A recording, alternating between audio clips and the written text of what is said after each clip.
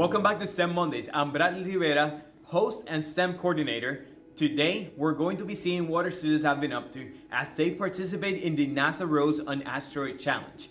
This challenge gives the students the opportunity to explore a crater in Asteroid Vesta in the search for possible signs of extraterrestrial life.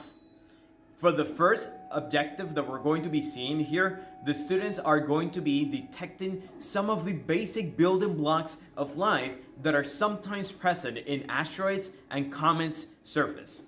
These building blocks include methane, CO2, and so on. They're going to be using some methane detectors, CO2 detectors. They're going to be taking samples in the search for possible life in unconventional places. So what we're going to be seeing now is the students in action. Let's check it out.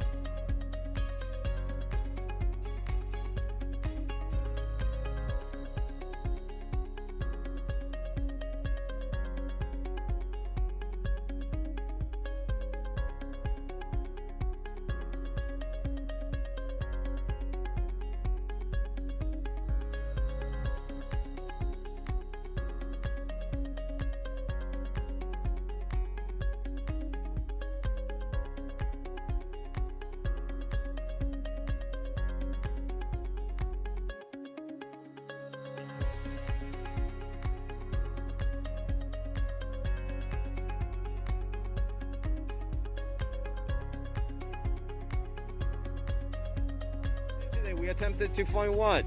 Light. Yes, excellent. Did we succeed in finding it? Yes. So as we saw in the highlights, our students explored their surroundings in a park, they gathered evidence, and they were actually able to detect signs of life. And actually they took samples that were able to see microinvertebrates through their microscopes, and they found these samples in locations where they originally thought that it was impossible or highly improbable for life to thrive in.